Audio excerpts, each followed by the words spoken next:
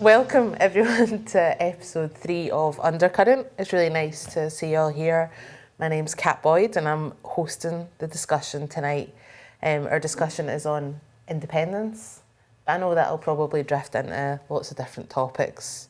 What's happening with the SNP, the state of the Scottish Government, Brexit, Britain, all the major themes of politics. I was involved in the 2014 referendum campaign. It seems like a lifetime ago now. Maybe some people disagree with that. I already think it feels like already a generation ago.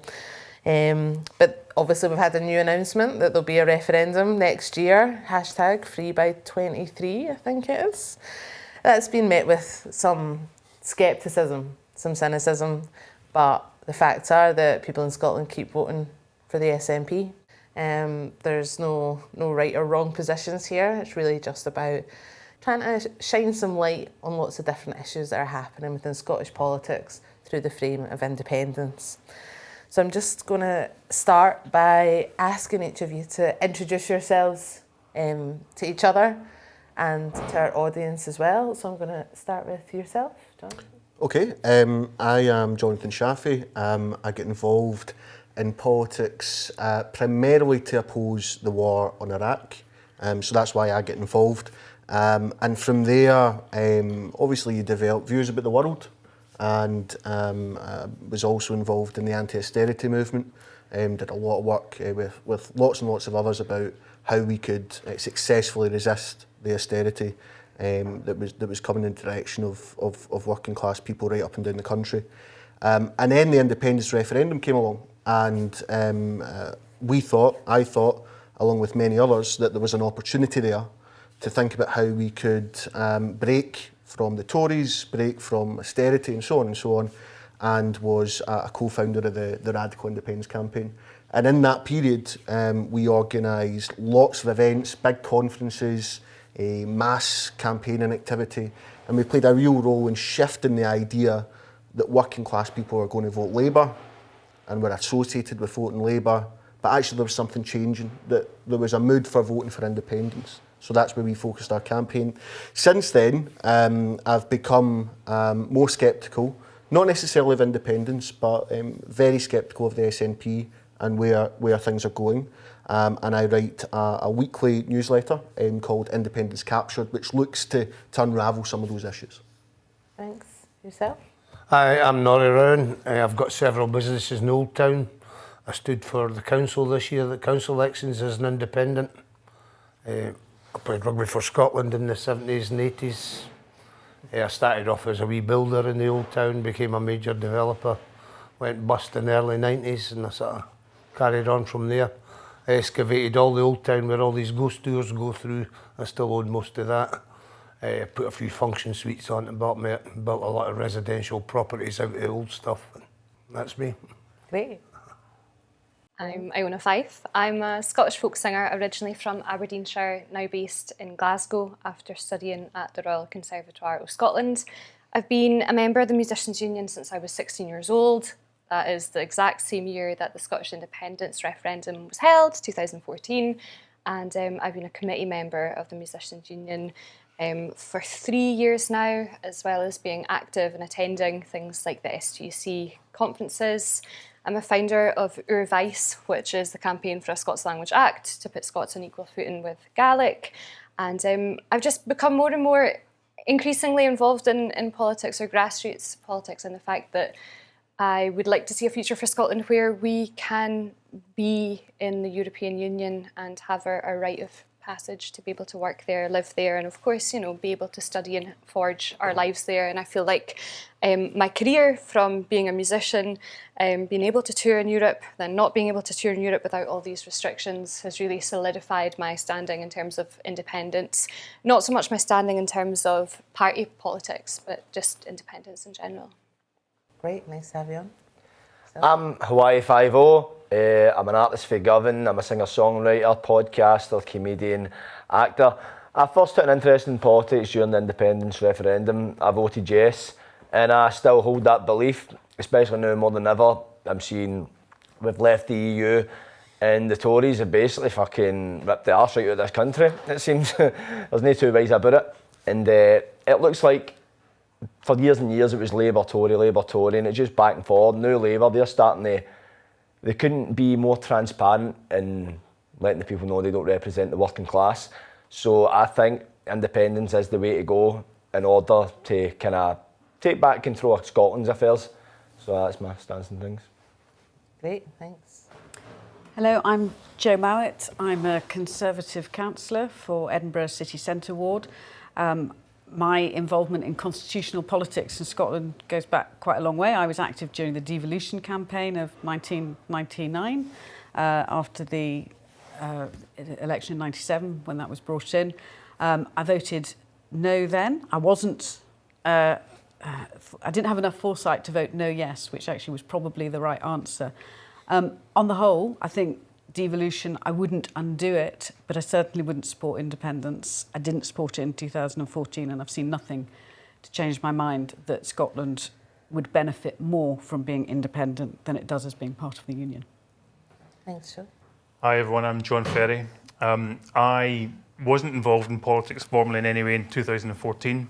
I came to it slightly later than some of you. I saw, however, in 2014, with the independence referendum at that point and the build-up to it, but then also there was a broader feeling at that point that I could see there was a new type of nationalism that was on the rise throughout Europe, throughout Western democracies. Nigel Farage was very active at the time, and obviously with the Brexit referendum in 2016. And I recognised a kind of broad shift that was taking place in democracies that was taking us off the left to right spectrum onto a different spectrum that was invariably linked to identity, and I found that worrying and unhealthy. After the 2014 referendum, I joined the Liberal Democrats, not just because of that referendum, for some personal reasons, from moving house and settling down things as well. Became active in politics at that point. And today, I kind of have a number of things that I do in terms of being active in politics. I was a Liberal Dem candidate in Dumfriesshire, Clydesdale and Tweeddale in 2017, 2019 general elections. And happily, I can say I won the Moffat High School hustings in the 2019 one, but never actually won a seat. I'm involved in several things now. I write columns. I write regularly for The Spectator. I write for the Press and Journal on Scottish politics and economics generally. I'm a contributing editor to These Islands, a think tank, which is a think tank that's been set up to garner support really for the union. And I'm involved with those guys.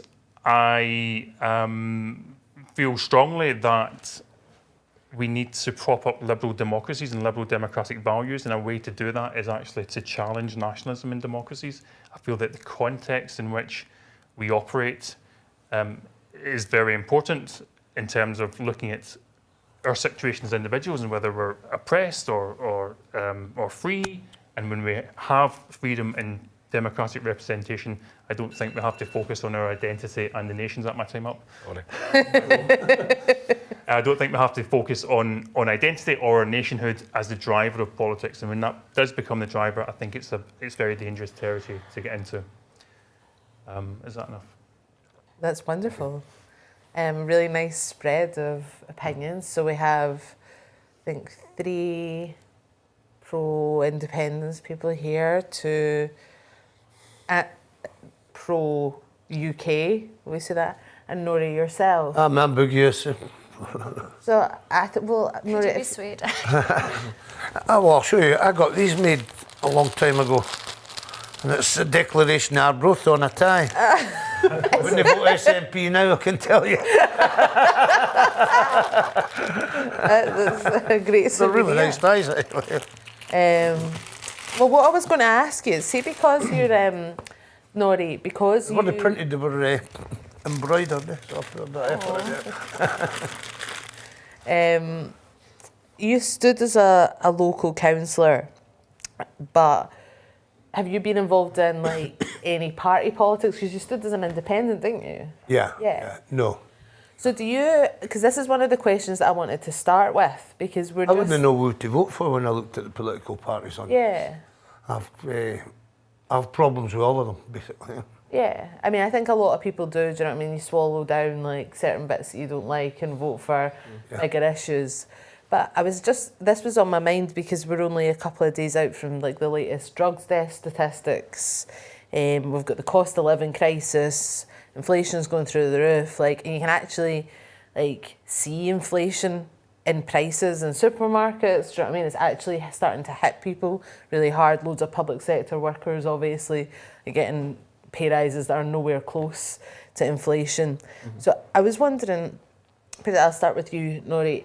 Do you think that independence and all the talk of independence is a distraction from these sorts of issues? Yes, very much so. Anyone else want to? I mean, I'll maybe say something. Yeah, I think I'm someone who supports independence. Okay, support the idea of independence. Campaigned hard for it, and have a track record of putting countless hours into the campaign for independence.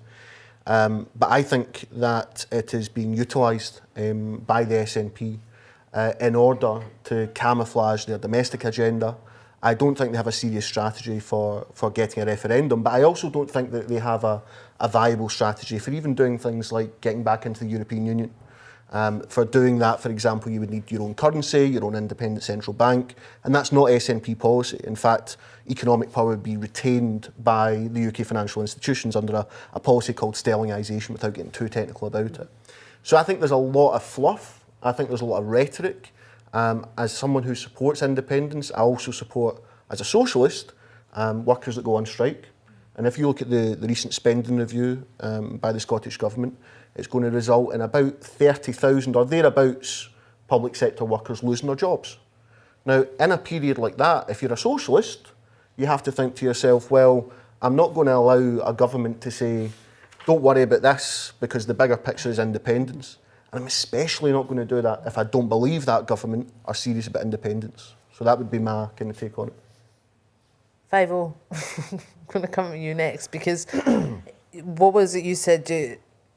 The Tories have ripped the arse out of the country. They basically have. It's blatant. It's as blatant. It's as clear as day. You know what I mean? It's like, I know a lot of people go, blame the Tories, blame the Tories, blame the Tories, but fucking, who do you blame? And I know and I understand it is a lot of a blame culture. Somebody's pointing the finger at somebody else. People say Nicola Sturgeon, she's just pointing the finger at the Tories, and vice versa. But if you look at what's going on in government right now, since like Brexit's been pushed through, how many human rights have been lost? Like, they're trying to outlaw striking to a degree in England. They're trying to outlaw protesting, outlawed protesting, and now they're trying to outlaw striking. And it's more and more, they're just against, it's like the transfer of wealth for the poor to the rich. It's like so apparent. It's like, you say to people, if you want to get away with breaking the law, become a politician. That just seems to be the way it goes. No, I mean, you pull on a suit and tie and you get away scot-free.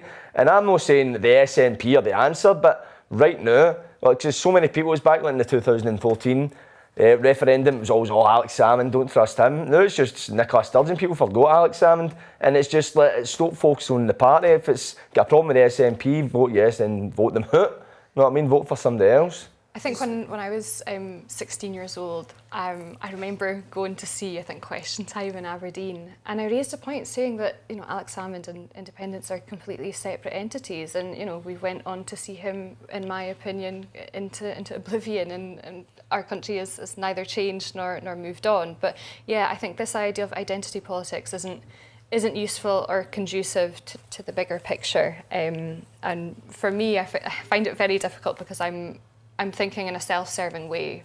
How is my industry going to come back from COVID when, Rishi Sunak's response was to retrain? I didn't go to conservatoire to then retrain because my industry has been single-handedly been decimated. Streaming, fixed streaming was a huge campaign brought forward by Kevin Brennan with a private members bill. Voted down by the Conservative government, mostly because the huge labels have the lobby there. They have the amount of money to send them all Google Pixels. They've got the amount of money to lobby government into voting down a streaming bill, which would mean equitable remuneration for our music. Basically, my industry has been time and time again decimated and undermined by the UK government, and yet we're supposed to be cultural ambassadors on the world stage. I mean, I'm away to tour America in September, and I'm trying to explain to people, you know, the nuances in Scottish politics is very, very difficult. I find it interesting that, listening to both of your answers there, that I mentioned earlier how we've left the left to right spectrum. In the left to right, when we were operating on the left to right spectrum, when identity and things like that didn't come into it, you would tend to, it's an efficient way to assign efficiently blame for things going wrong. So, because you tend to relate it to policies. So, we have a less equal society than you'd like. We've got transfers of money from poor to rich, as you say, so you can identify the policies that lead to that to happen. But what we find with, I think what you were both saying there, is that you tend to give a bit of a buy to the SNP on these things, and then and blame conservatism, and then by implication see conservatism as something that's foreign to us, when it's not. And actually there's a lot of conservatism in the SNP. The authoritarianism that you mentioned when it comes to clamping down on protests and things, there was something similar outside Holyrood, I remember, you know. And there's a lot of authoritarianism in the SNP, I find. We have a lot of fiscal conservatism, for instance, in the SNP. Kate Forbes is a pro-business fiscal conservative, and she's in charge of the budget. So I think the success of the SNP in a big way is by being able to by convincing people that they can deflect that negativity away from them towards the UK government, towards this thing which is framed as conservatism that's inherently foreign to us, which is not. And conservatism is as ingrained in our society in Scotland as it is across the UK, as it is across Europe. I mean, people have this idea that there's other conservatives elsewhere, and they're all somehow kind of progressive conservatives. It's just our conservatives are all mean and nasty.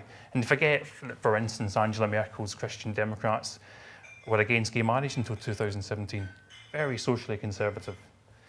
So I think we need to, I would encourage people to have a more cynical look at the SNP and our politics here, and rather than just sort of saying, things are bad because of the Tories. No, absolutely. I completely agree. It's a huge it's a broad church. We have people like John Mason, which do not speak for me at all, and I'm shocked that I can say that I'm a member of a party that he is also a representative of. He does not speak for me at all. He's extremely socially conservative, and he doesn't speak for me. Joe, did you want to come in? I saw you indicating that. I suppose there was a point, John made, which I've forgotten. I suppose the bigger point where you started from is independence debate a distraction? And what frustrates me, yes, I'm a Conservative, but I'm very much of the centre-right rather than the extreme. And I am a centrist, and I tend to look for the consensus and the agreement, because I think that's probably how you get the best results for the greatest people. The whole constitutional debate, probably since '99, has actually distracted Scotland from being as successful as she could be as a country within the United Kingdom. And we can see with Brexit, you know, the frictions that are introduced that are, and to me, it's like you sit there and criticise Brexit and the frictions that have been introduced into your business, and that will be magnified 1,000-fold for all of us if independence came in, because that is what independence will create, frictions with our largest trading partner. Some may go away, but new ones will inevitably come in, and that sort of seismic change is just such a massive distraction from solving some of those really serious problems that we would all care about. You know, the drugs death figures are an absolute disgrace, and actually we need the time in Scotland to really look into that, to see if there is anything. We read today that there is concern that minimum unit pricing is encouraging people into people that can't afford the cheap cider that they used to drink, so they're buying benzos, and we see the benzo drug deaths going up.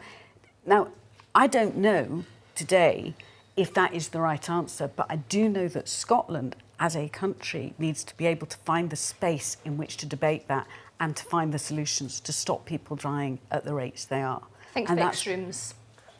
Yeah, but the problem is you do things like that independently. But that's a whole debate that we need to have the argument about, without just having the debate about whether... I mean, I have to say, I saw someone writing today saying, decriminalisation isn't actually going to lead to that. It may do, it may not, but we need to find the space in Scotland to have that debate without the identity issues coming in and saying your opinion isn't valid. Just a couple of quick points. I mean, on the question of identity, I think it's interesting what people have said about it. My kind of view of it in 2014 was that this was, in a sense, less about national identity at that point and more about some of the issues that you're raising, more about class issues, right? And people seeing, here's an opportunity to do things differently, right? One of the slogans that Kat and I campaigned on was another Scotland is possible, right? It was tapping into this idea that we could do things differently. And I think actually the Labour Party and many other parties who are on the pro-union side misjudged that, okay? I think they thought this is really about nationalism and national identity. But actually I think class issues were really fundamental to it. But now I think we have to look at it. We also have to evolve how we think, right? We can't just be stuck in 2014. There was a little clip the other day where Nicola Sturgeon's asked about funding to local government and asked about how she would approach the question of the cost of living crisis. And 95% of her answer is about Westminster and the Tories and the powers that the Scottish Parliament doesn't have. That to me is a big problem because there's lots of things that she and her government could be doing. They could support... Actually, one thing, sure. Jonathan, on identity again. Yeah. In 2014, and I can see that you saw that as an opportunity to get back to a class-based politics that you felt had been lost. Yeah, right? yeah. When the SNP under Alex Salmond, backed up by Nicola Sturgeon, framed that debate as Team Scotland versus Team Westminster, did it set off a red flag? Did it raise an alarm with you at all? Because that is obviously heavily invested in identity, essentially saying people like us were not part of Team Scotland. Absolutely. We were against Team Scotland. Some people talk about campaigning in poetry, Labour campaigning in bigotry. Yeah. And I wonder if that set off any alarms for you. That's a really interesting question. I kind of want to try and get this across. Part of the reason the conditions, I think, were different in 2014 and in the years running up to it. If you look at the SNP, they had, I think, 25,000 members at a push. Support for independence was around the same kind of percentage point, actually, 25%. Yes, Scotland actually felt embryonic throughout the whole thing, right? It didn't feel like it was a fully fledged organisation. But what did happen was quite outside of those institutions and political parties, ordinary people started to organise. We did a lot of work signing people up to vote, to get on the electoral roll. People who had never voted in their lives, and by the way, not just young people, right, who'd spent decades not voting, didn't see any change, and here they thought there was an opportunity to do so. So that context there, I think, is important, but I think that's what made 2014 an opportunity. And if you trace and track what's happened since, I want to kind of put this point out there, which is that I think that movement that we were part of didn't just shock the British establishment. I think it also sent a very clear signal to the establishment of Scotland. And so since what's happened is that the SNP have concentrated the whole issue, not just around their party, but in my opinion, around one individual. So what you don't have, despite the fact that we are meant to be on the verge of a referendum, there's no campaign of civic figures, well-known individuals, organisations and so on, that's bound together in support for self-determination, for example. It's all transferred through Nicola Sturgeon. And that, I think, is because really the aims here are party political. They're not actually about independence. And if you say that to lots of independence supporters, at first there's a real sense of annoyance, right? But actually I think that comes from a place of, actually that's probably the case. So I think it's a long-term question now. And I think that that means that you have to build in a way, you have to think about the question in a way it's long-term. So that would be my kind of take on that. So yeah, Team Scotland, Team UK, it was part of the equation. We were Team Working Class Scotland, standing up against the Tories. I think that was a valid thing to do. I think things have changed now in different ways. I mean, I think there's something that Iona mentioned, which was about making your point on question time, that independence and Alex Salmond were two very different things. I remember doing that on the doorsteps, telling people, like, because people would answer the door and be like, oh, I don't like him. Yeah, And try to convince people that, well, it's about more than that. But after the 2014 referendum, I'm sure everybody remembers the foam fingers of like, I'm with Nicola. And suddenly it felt like there was this huge surge of all of that momentum, like that, you know, different groups had been involved in different places across Scotland, places that had never been canvassed and hadn't been touched for years by any politician, was like subsumed into one party. And I think that's made it really fragile, partly for those reasons that you do have this broad church of John Mason, you know, on one side, and, you know, Kate Forbes with her fiscal conservatism on another side, and then people like Chris Stevens or Mary Black. Do you know what I mean? There's people, it's a very, very broad church. It's quite like New Labour in a lot of ways, and I think that makes things quite fragile. But the opposite is that, you know, we're not sacking people that are going to picket lines. Like, I just don't feel like, I don't feel like there is an opposition in Westminster anymore that is working effectively. I understand how many people in Shetland think, oh, Edinburgh is miles and miles away, it doesn't speak for us, we're a separate community of practice. And, you know, I still feel like that with London and Westminster. Is it not interesting for you lot on the left that the closest we ever got to a socialist type government was actually at Westminster level? I think it's a very good point. I think it's a very fair point, to be honest. I wouldn't have wanted him in power, but the structures were in place that almost put him in power there in a way that wouldn't have happened in Scotland. I think it's a fair point, and it challenged a lot of us on the pro-independence left. I remember Kat wrote an article saying we should get behind Corbyn, and lots of people were really annoyed at that. I mean, you'll obviously remember better than me. I mean, just very quick. Twitter mentions were a riot. Yeah. I mean, just one tiny point, because I think this is really important and it gets to the heart of something. Just when you were saying there, Iona, about you know, not getting sacked for going to a picket line and so on. See, that's true.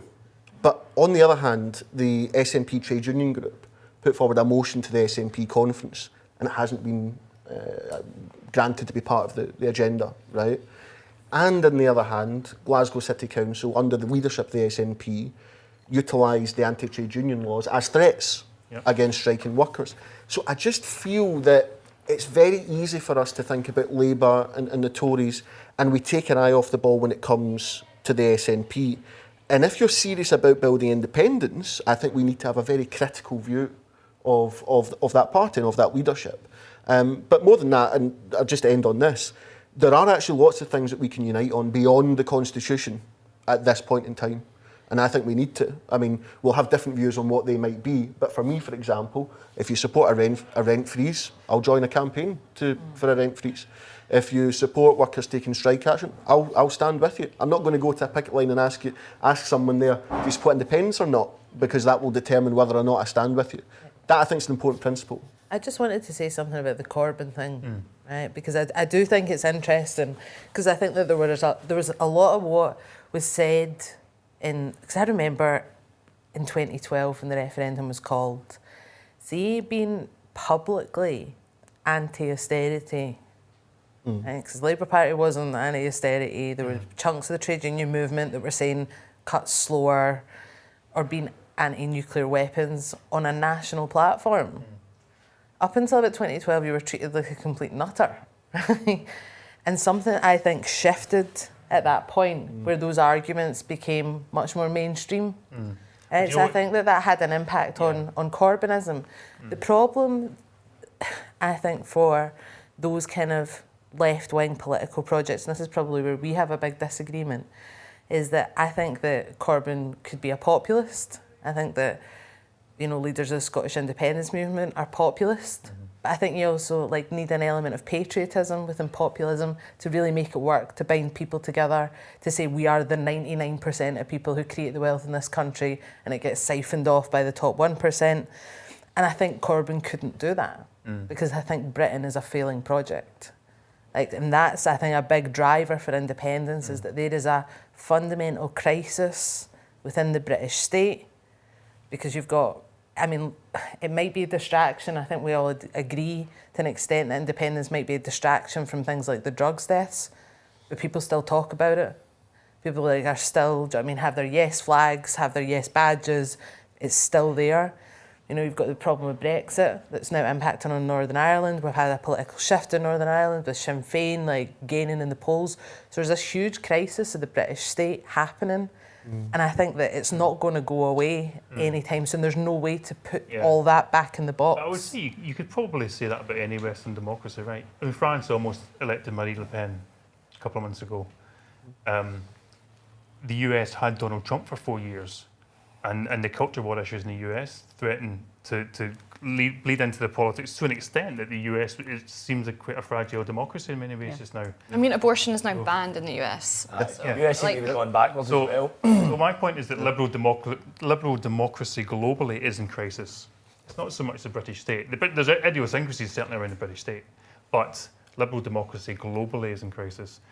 And I think it's incumbent on people to, one, realise the value in liberal democracy, and then try to fight back to prop it up again against these forces that threaten to rip things apart.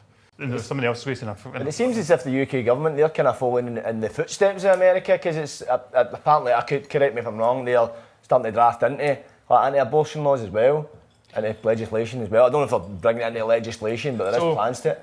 They've omitted it from certain gender laws. So I think 5 makes a really interesting point about culture wars being exploited by politicians to drive populism, to be more popular. So the Conservatives are really on top of this just now down in London, trying to find wedge issues, culture war issues that they can use to try and stir up anger and resentment and then get people on their side. In Scotland, I think we essentially do something similar, but with using national identity as a culture war instrument. Yeah. And a big part of the SNP's modus operandi has been stimulating a national identity culture war where you should be constantly thinking about, I need to decide whether I'm Scottish or British. Yeah. Well, see, I can't just let these things sit in the background and then let class issues and inequality and all these other things that really matter. See, I'm just not sure that stands up for me. Just because one of the biggest demographic changes after the referendum in 2014 was the Irish Catholic vote in Scotland. Which went SNP. Yeah. So traditionally, my family are Irish Catholics from Coatbridge. I grew up in a household where you vote Labour. Labour gave us council houses and jobs. That's what you do. You always vote Labour. And when it came to 2014, every single member of my quite large family all voted yes. And now they all vote for the SNP. You're very persuasive. I mean, it doesn't really stand up for me too, because this whole idea of, I mean, my Twitter doesn't have a Scottish flag on it, okay? But I'm called a dirty scumbag Nat by people who have British flags on their Twitter. So it's like double standards here. But I think that comes out from both sides. No. There are people who are willing to criticise, to pick up on that on both sides, and That's true. And I think anyone who wants to deny and say that my side is holier than thou is better is lying to themselves. I mean, I've campaigned in Edinburgh North and Leith ever since I've been a Conservative, a member of the Conservative Party, and I joined the Conservative Party in 1992. So I've been doing this for 30 years. I have never, and I've been in Leith at points all over that time, which is not Conservative territory, but at every election I've been out there, I have never been threatened until the independence referendum. At which point someone threatened to throw me down a flight of stairs. And there was another time when it was the top of Leith Walk, and luckily there were a load of nice builders in their high-vis vests who rescued me from someone who was really coming for me when I was standing on a stool. And I wasn't being aggressive. I was, and I'm not huge. So that's come from both sides of the argument. This is something that was brought up at the Day of Action that Aberdeen Independence Movement had, was taking accountability of our behaviour online. And the consensus in the room was, if you're seeing anyone on either side doing this behaviour, you call it out. Even if it's somebody with a Scottish flag, even if it is somebody who is on your side, this behaviour needs to be called out and stamped out on every grounds. But I don't think I've ever called somebody a dirty Fenian whore. I've never done that. I think the point is I've never done there's political incentives from the top of the Yes Movement or the SNP to stimulate that culture war, because it makes people like me, who my identity is Scottish, I want to feel part of Team Scotland, and it puts this implicit pressure on me to try to change my politics to become more nationalist. It's sort of, it takes ownership of Scottish culture as nationalist culture, in a way to try to put implicit pressure on people like me to toe the line, fall in line with that if we really want to be real Scots. So that's why you get things like Red Tory coming from Nicola Sturgeon at times. I don't think she says it now, but certainly in previous years, I think she's actually used that term in Parliament. That idea of grouping all opposition into one blob, which is then othered and seen as acting against. Because Tories Scotland. just use as a shorthand. Do you not think there's a difference between though, like I think there is a substantive difference between what you're saying about being like physically and aggressively threatened and being called names. Yeah. Yeah, Like, I I've been called all Yeah. sorts of I stuff, think- and I just have to think, well, do you know, it's not it's not personal, right? And I understand people's like blood pressure like runs high, but do you know what I mean? Like, I I'm gonna. think it unleashed something that then spills over into a discourse that just never used to happen publicly before. That's of course. It's like, that's not just an SNP or a yes voter issue. You know what I mean? That's issues like brought by a lot of political parties. Like, see if you speak to like I come from Glasgow. You know what I mean? So there's already a lot of division with Celtic and Rangers, and now see if you speak to the majority of Rangers fans, and I'm not saying anything against them, man. They can hate the SNP. They hate Nicola Sturgeon. They'll not tell you why. And see, we live in a country where the media bias is with such a biased media. So you're reading the papers. I was in prison last year, so I had no access to like Facebook or like any kind of like media source or that. I'm not saying Facebook's a valid media source, but I could look online if I want to double check. So I like to do that. So I just said BBC News in the Sun newspaper every day, and I swear to God, see, within a few months I hated the SNP, but I knew it was the paper, and then seeing you talking to people, they're seething, their phone comes to them. I actually think the Scottish media is, you're probably going to hate this, right? I think a lot of the Scottish media is quite sycophantic to the SNP, believe it or not. Yeah.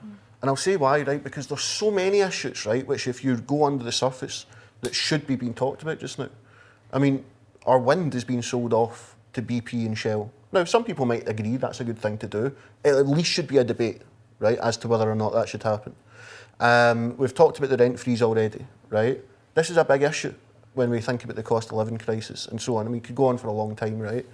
But I want to ask a question that kind of sort of gets us to think about here, which is that you've talked about the crisis of the British state, and I agree with that, right? Because in the end, I want to see the breakup of the British state. That's still my position.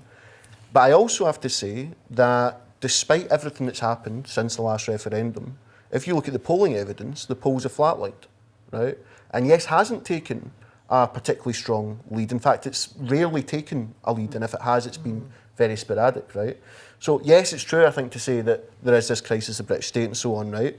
Why is it, do we think, that support for independence has not risen in any real sort of way? I mean, there must be an answer to that, surely, right? What do you think? The lockdown pandemic, do you think that's maybe had something to do?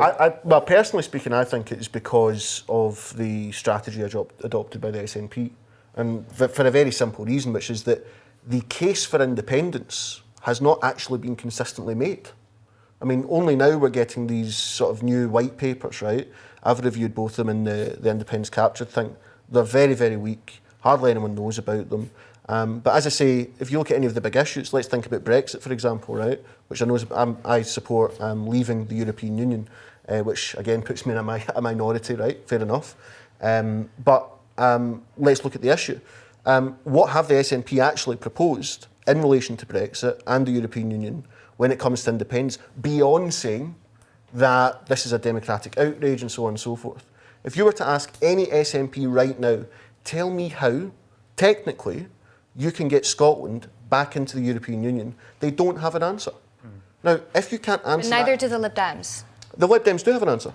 What is that? The Lib Dems would say, we believe that it's more possible to get the United Kingdom back into the European Union than it is for independent Scotland to set up its own bank, its own currency, and then attempt at some point down the line, probably 10, 15 years, to actually become an EU member. So that's what they would say, I think. Okay. Yeah. That's the position. I don't know if you mean you know best than me. Thank you for that, Jonathan. You're very more eloquent than I could have been. So look, no one can accuse the Lib Dems of not being pro-EU. We were the party that was out there trying our best to keep us in Europe and in the EU. And the position of the party is that we are still pro-EU. We would love to be back in the European Union, but we have to be pragmatic and realistic about the technicalities of doing that now. I mean, for instance, technically, if Britain went back in now, we'd have to sign up to the euro. Yeah. And that would be an issue. But the position remains that we want to be as close to Europe and the EU as possible, and certainly economically. So thank you, Jonathan. But see, I quite liked what you said, like in your opening remarks when you said it's like independence is like taking back control. Right? I thought that was interesting. We know someone else who said that, don't we? So actually, it is a good slogan, It right? worked So before. I'm pro-independence, right? But I don't think that an independent Scotland should be in Europe, right? I don't think we should, because I think that actually the people who live and work here should make the decisions about what happens in Scotland. Do you know what I mean? And that's my concern about. That's probably why I'm closer to you on things like Brexit. I mean, one thing it's an intellectually consistent point.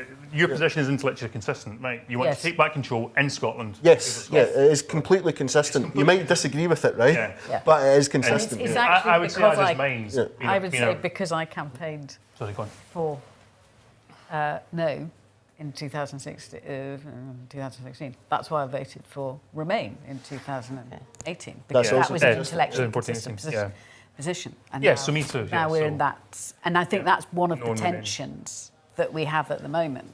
So I wanted to go back to you, sorry. 5-0, right? Because there was, see, when we're talking about like, why hasn't there been more support for independence? Because you're right, like every time like something's happening at Westminster, like, do you know what I mean?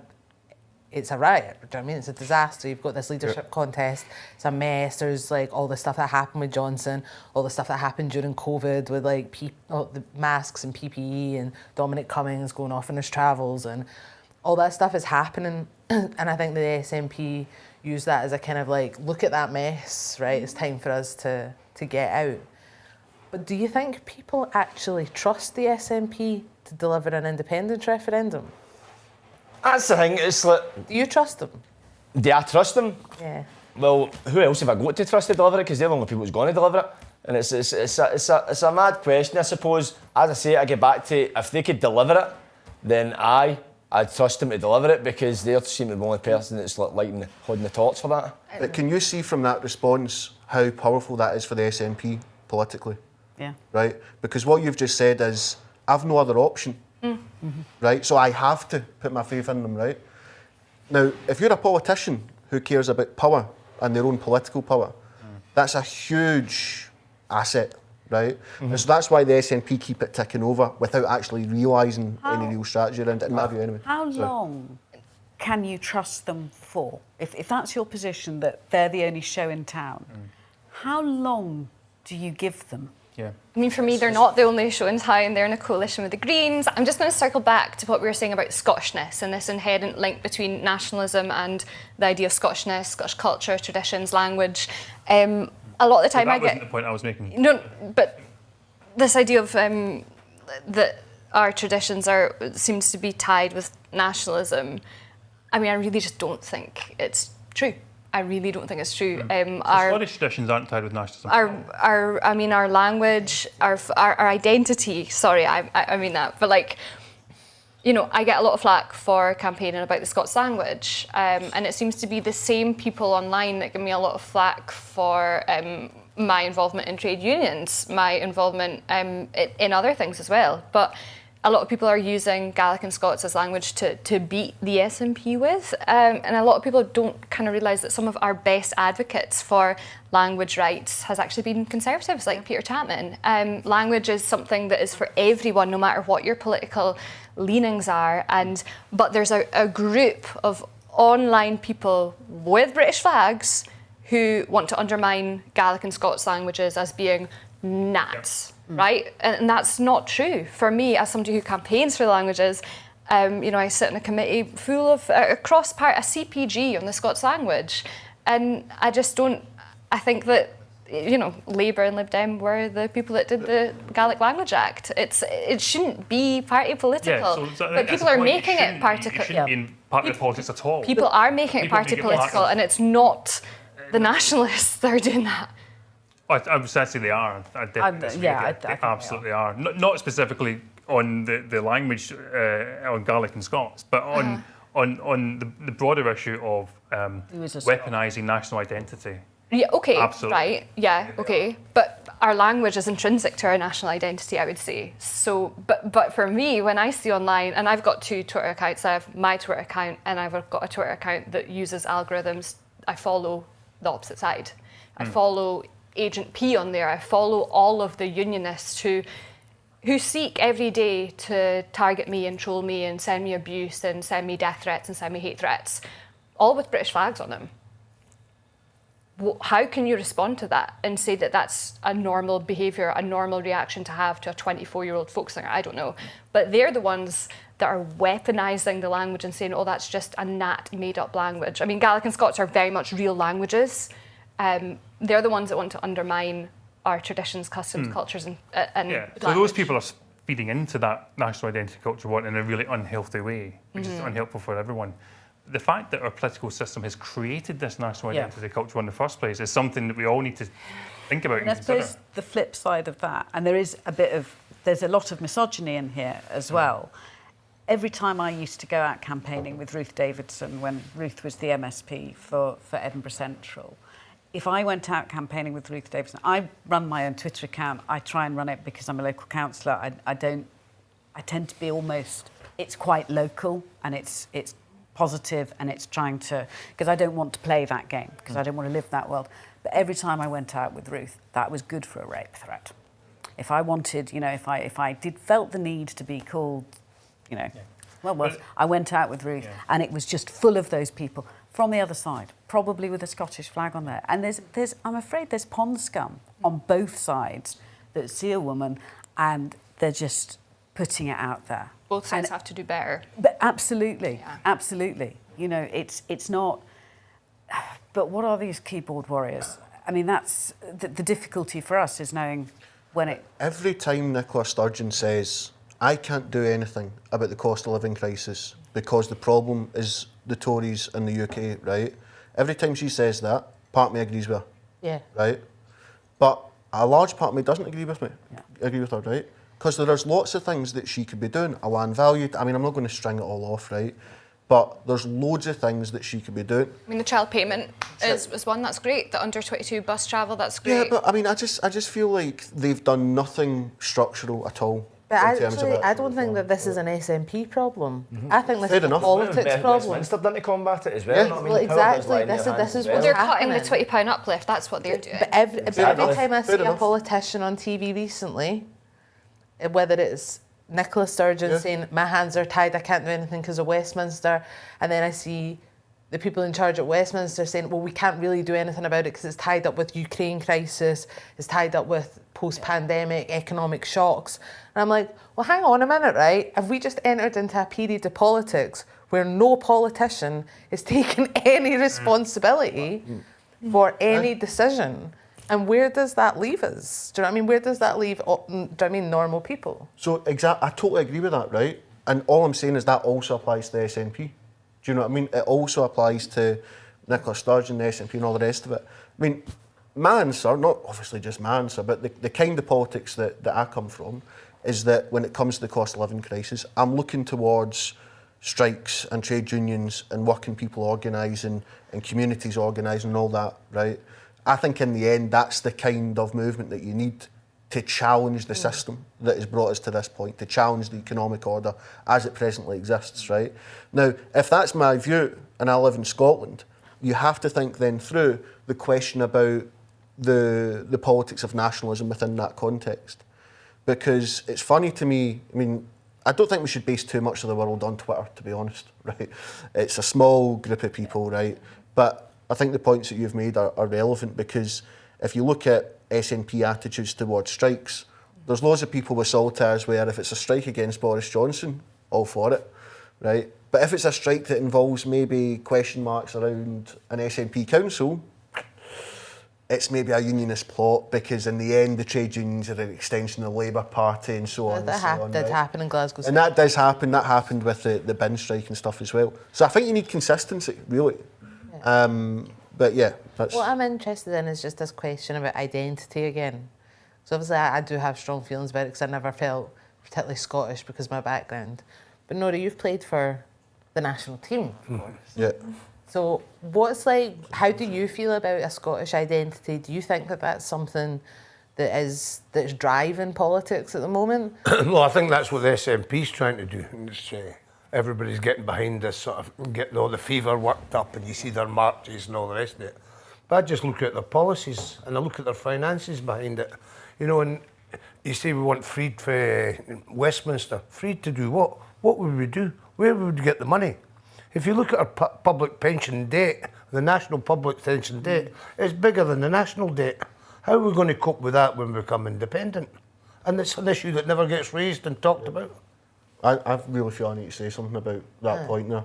And it's this. See, during the referendum, right, we did a lot of campaigning, as I've said, but see when that kind of point was raised, I'm going to be honest with you, lots of people that were on the yes side of the argument kind of just said to themselves, oh, they don't really get it, right? They don't really, we've not won that individual, we're not really going to engage, right? There was a lot of that. I think dismissed it. I think we dismissed it, right? And I was doing that as well, right? Because in the end, I'm going around trying to get yes votes and mobilise yes votes, right?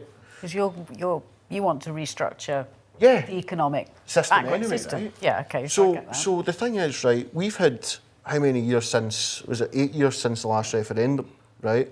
And what I've found is that the same questions that people had then that meant that they weren't convinced enough to vote yes, people have still got. And my worry is that we've had so long and £600,000 going to fundraise for the SNP to spend on independence, and they're the party that does this and that next. But see if you don't make a case, see if you don't actually answer these questions, it's no wonder that the polls are flatlining, because they don't necessarily see it as an alternative, right?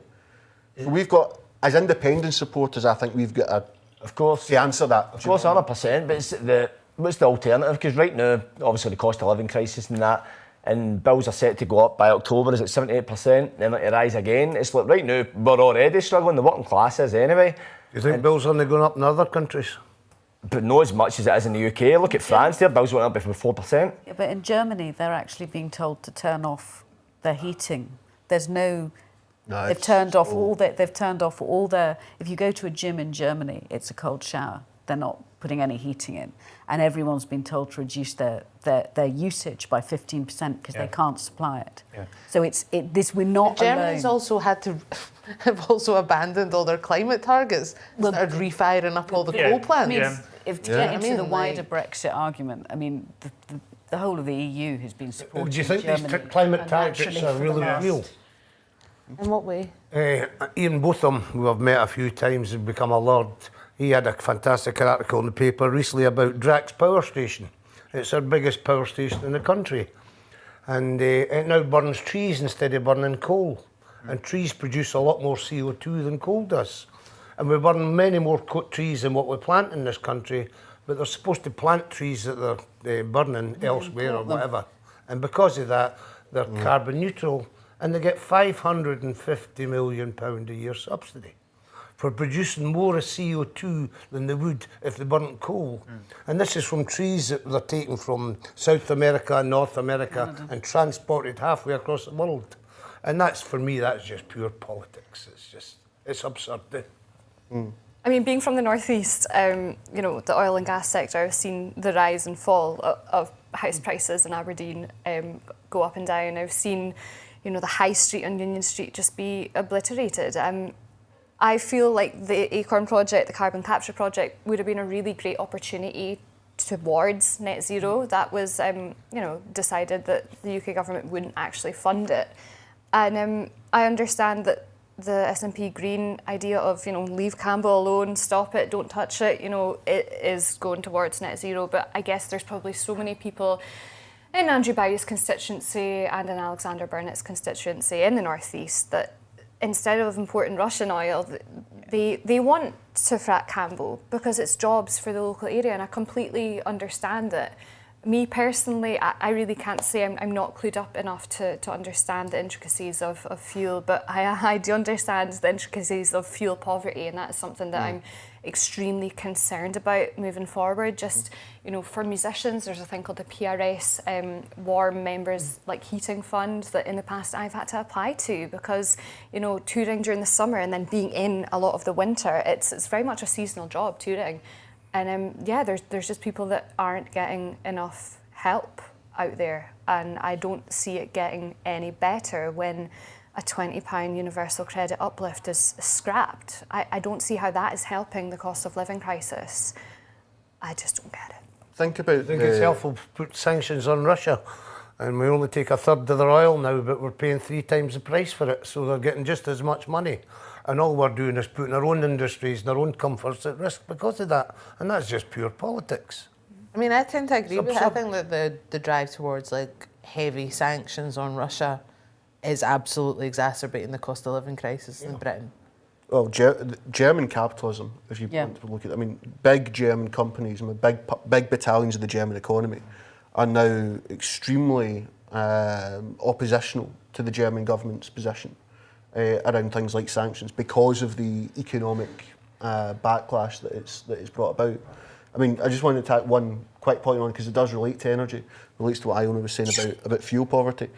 We have to, as I say, part of the reason that I'm engaged in sort of writing around what the SNP is doing or not doing, in 2017, Nicola Sturgeon announced at the party conference that they would set up a national energy company, right? Which would mean that they would be able to build a situation, build a structure in which energy could be sold to consumers in a way that doesn't prioritise profits, right, but prioritises need for energy. It was put in the back burner. Members again brought it forward, voted in favour of it almost unanimously a couple of years ago, and it's been scrapped. 2 issues are raised there. One, something was promised, wasn't delivered. That thing could have made a difference. That's the first point. Yeah. Second, democracy, right? Despite the SNP members voting for it, it's not happened, right? So when we get back to the question about what do we actually do, I just think it's extremely limited to think to ourselves everything has to be focused around the SNP. Lastly, the Greens, let's be honest about the Greens. Since they've joined the coalition, they've ceased to be an opposition. Yeah. Right? They've ceased to be an opposition.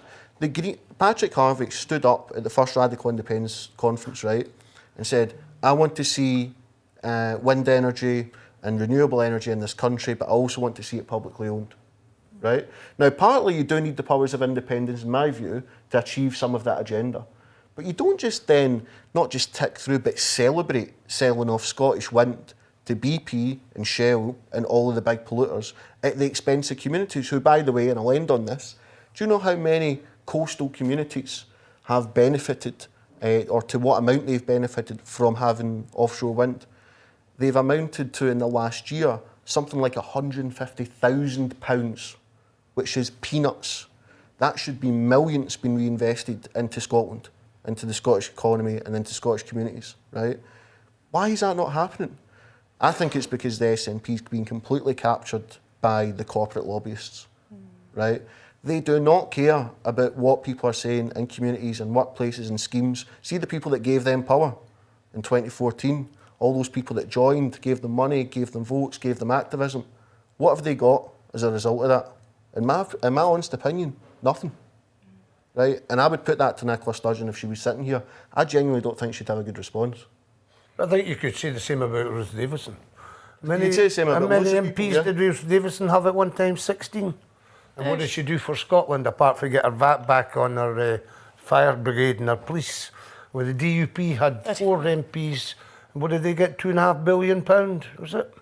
I agree with that. You know, and they said they had the balance of power. How can they have the balance of power if they have 4 MPs and we had 16? The reason I'm focused, never stood up for us enough. And I think as a result of that, the Tory support in Scotland has gone way down. Yeah. I feel like they've been cheated. She's off away to the House of Lords. She's on the board of the L&V, one of her biggest mutual societies, trying to demutualise it. Do you want to come back on that, John? I think it's I think you can't argue that Ruth standing down as the leader of the Scottish Conservatives has led to a diminution of support for the Scottish Conservatives. Look at your support. You've got to agree because I've gone I said you couldn't. I said I couldn't disagree with that. I mean, I think that's a statement of fact that, you know, I'm not going to sit here and say that the leadership of the Conservative Party has been stellar over the last 5 years. It's been an absolute disaster. But anyway, let's hope that the outcome of the next result is better and more stable. Who are you voting for? Can we ask you? Good question. I mean, I come from a place where I learnt a lot of songs that were passed down from itinerant travelling communities, and, you know, Douglas Ross just doesn't speak for me. Yeah. Like, it's just bad takes after bad takes after bad takes. And That was particularly bad. I'm just a little bit done with it. Hopefully. Can I bring something up?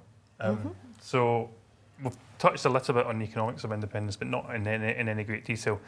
But it's quite interesting listening to you guys take here, and you two also. So first of all, the cynicism about the SNP and the acknowledgement that there are legitimate economic concerns about independence, which have sometimes been ignored in favour of trying to get voters on side. That's interesting to me. And it seems that the rational next step for you to take, and I can't understand quite why you're not taking this step, is to, if you understand that there's going to be dramatic economic downsides, or maybe you see some economic downsides, but not big ones. If you accept that there's dramatic economic downsides, that sterlingisation, for instance, would be a disaster, and that would have happened in 2016 had people voted in the way you wanted them in 2014. Then, and if you extrapolate from there an understanding of the impact on society of that economic disaster, so an economic crisis in 2016-17, or an economic crisis in 2025-26, if there's another one, the poverty that would create as a direct result of that policy, the increase in inequality that it would create as the rich look after themselves and the poor become poorer, the poverty it would create in places where people are currently doing okay. How do you reconcile that with your left-wing politics? Because it seems to me that the rational next step for both of you is to say, okay, I can recognise the economic downsides, and obviously we're not going to go there because I don't want people to be poorer. I don't want to create poverty in Scotland, and that will happen at least in the medium term after separation. I'm already experiencing the economic downside of leaving the EU. But then, of course, the Lib Dem idea is why leave one union to then rejoin the EU? I would rather personally be able to tour 27 member states than this island, because that's where the market is. That's where the market for my music is, unfortunately. That's just what it is. I used to be able to, you know, take a van, tour Austria, Switzerland, Germany, Italy, frictionless, visa, carne-free, amazing. All you do when you're crossing the border, you weigh the van, you go, you make your money, you come back, you pay taxes here on it, and that's it. Now I have to literally pay import taxes on CDs that I haven't even sold. Brexit has been the #1 catastrophic thing for our music industry. We're the largest exporter of music to Europe in the world, the UK, as it stands. I mean, like the industry is literally bigger than like the fishery businesses like put together. We there's another one, the steel as well. Our industry is always left out. In the initial trade agreement in 2021, there's absolutely nothing diddly squat about the creative industries and touring. Musicians Union campaigned for a musician's passport. So didn't even hit Westminster. So I made some points around your position, and then how it seemed rational to me you should move on to a position then of being against separation. Now, you two obviously just clearly you want separation and you want to get the best way to get it as quickly as possible. Not necessarily as quickly as possible. Okay, you want it. But I found your point interesting that you're making there on identifying the economic downsides of Brexit, which are clear and they've impacted you personally. The OBR expects the UK economy will be 4% smaller as the direct result of Brexit. So the economic downsides are clear. And that's the result of the UK having a policy that resulted in putting in place trade barriers with its biggest trading partner that represents about 50% of its trade on an overnight basis on the day that the new trade agreement came in, end of January 2020. Oh, 2020. 2021. Scotland X in the UK would do the same thing again because 60% of our exports and imports are with the rest of the UK. economists at London School of Economics estimate that the economic downsides on a trade-related damage basis alone would be 2 to 3 times as much as Brexit for Scotland, exiting the UK, regardless of any EU positioning. That's regardless of whether we go back into the EU or don't stay in the EU, 2 to 3 times the damage straight off the bat. That's before you take account of the fact that as well as putting in place those trade barriers, we're also cutting ourselves off from our treasury and our central bank, our currency base, all these other things that we didn't have with in the Brexit side. We weren't part of the euro. We don't all pay our taxes into Frankfurt and have money come out from there. We're not part of a fiscal or monetary union in those senses.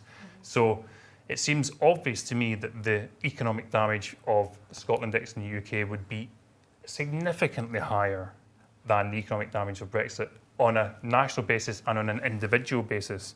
So you've had a horror story there of trying to make money the way you used to make money because of Brexit.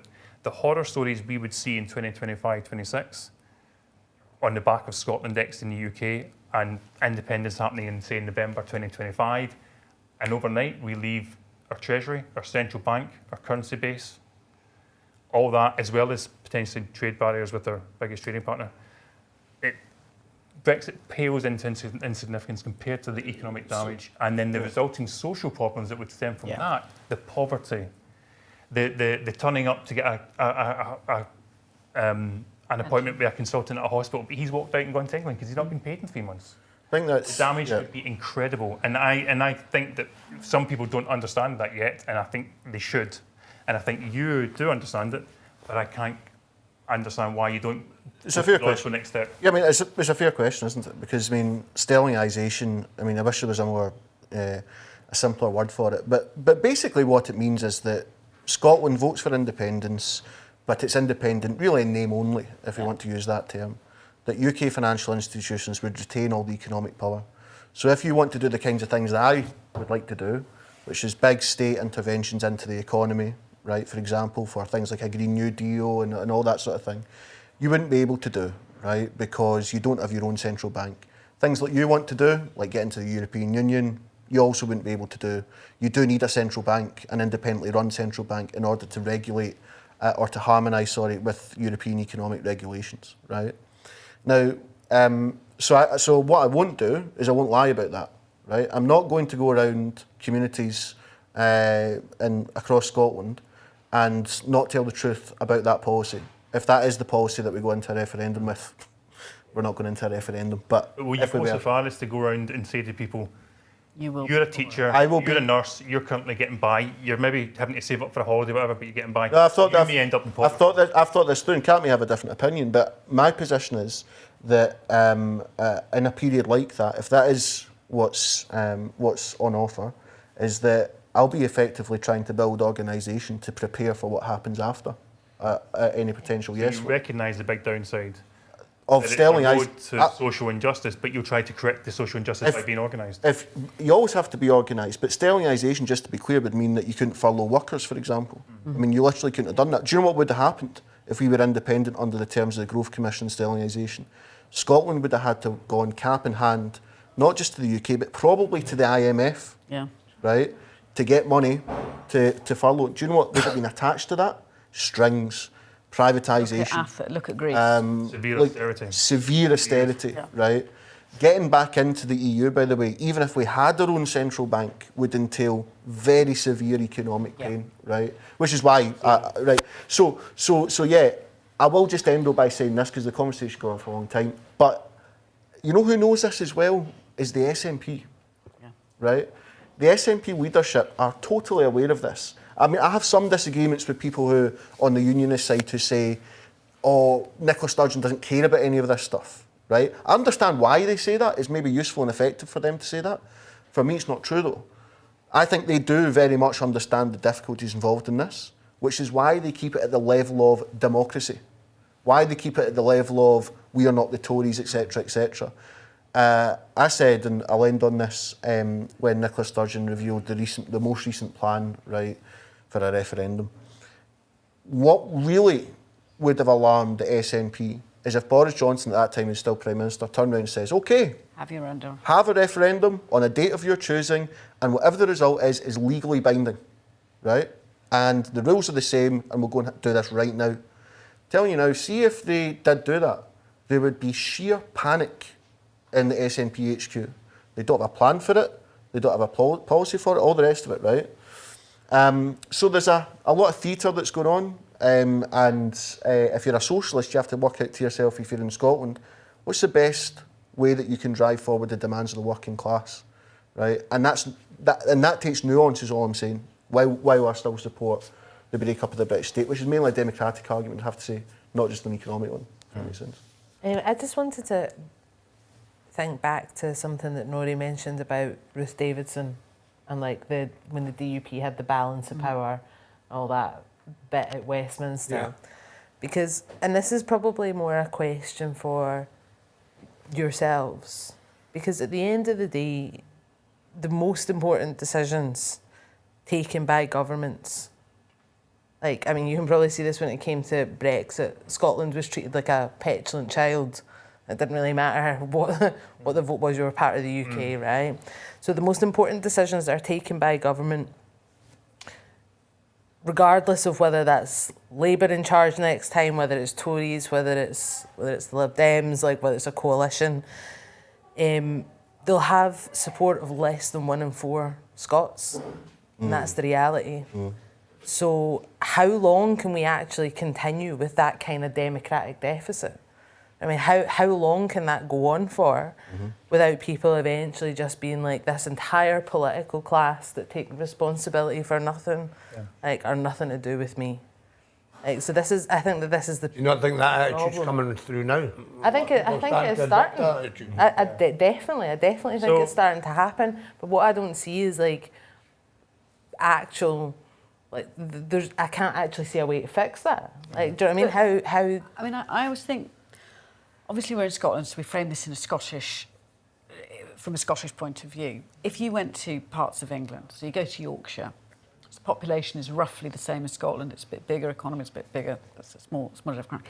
You would have exactly the same conversations with people in Leeds about Westminster doesn't talk to us. We've got pockets of poverty. We've got exactly the same pit villages that were, you know, lost out after when the pits were closed, and they're in the same situation as places in some of the central belt in Scotland. They would have absolute kinship, and you used to see that actually through the Labour Party, that there was that solidarity between the trades unions and miners in Scotland and parts of England.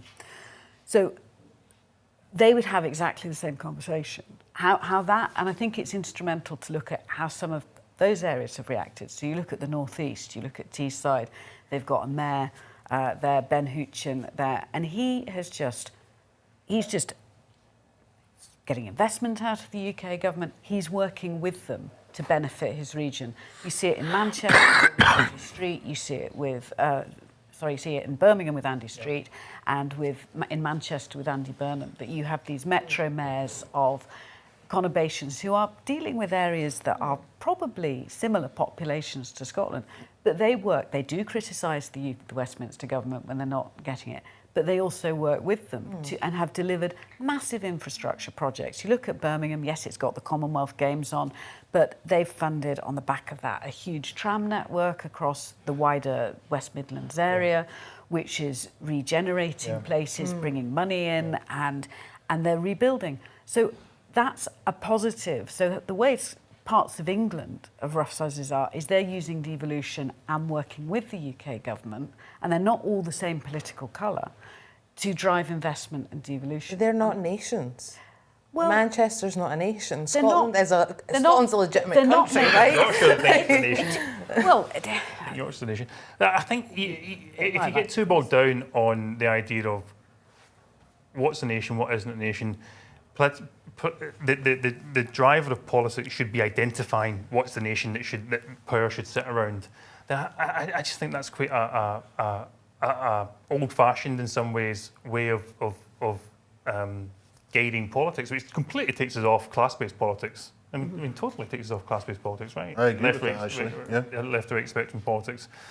For me, it's sometimes it's a classic liberal thing to start at the level of the individual rather than the level of the nation.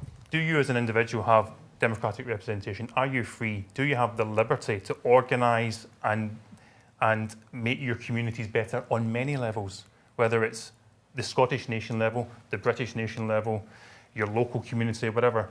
And if you're lucky enough, as we all are, to live in a free, open society that's a liberal democracy, then you always have that power.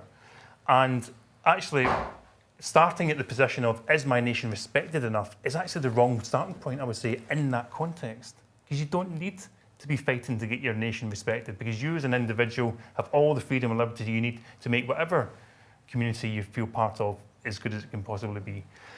So I almost think it's a bit of a distraction to start getting into these abstract ideas of what's a nation, what deserves to have political representation, what doesn't. If you do get into that argument, then you can simply make the case that Scotland is a nation, Britain is a nation, power sharing between two parliaments works for both nations and respects both nations by definition. Therefore, independence in the abstract is wrong. I don't think it doesn't work. As soon as somebody from the SNP, I was down in Westminster just watching in the gallery in November, and as soon as anybody who is vaguely SNP or Halba or whatever, like, stands up to speak, the groans and the disrespect that's shown towards anyone, you know what, even if they just have a Scottish accent, people just walk out. There's a disrespect that's not even party political anymore. It is a nation thing. It is you're you know, even if it's us like, I just feel like there is a disrespect. We're not being respected. That it isn't a union of equals, especially when we vote against Brexit, but we're dragged out anyway. Yeah, but the other parts of England voted against Brexit and were dragged out, you know, the whole of the southeast. But that's not a nation, they're not a nation. Yeah, but you're getting really hooked up about, you know, everything is about, well, we're a nation, so we've got to. Well, I'll tell you something. I am British, and I identify as British because I've got bits of the Scottish family. I've got, you know, an elderly relative, an aged relative who came up from the Highlands, and he came into Edinburgh and he made good in the Highlands. Then he went down to Yorkshire and became a doctor in Yorkshire. And then I've got another bit that have been in the army for like centuries and centuries and centuries, and we can trace them back from Scottish borders and the 1700s, and then over to Ireland and then back again. And I've got another bit of my family which comes from Birmingham and the West Midlands. So I'm British because that's the only way I can make sense of who I am.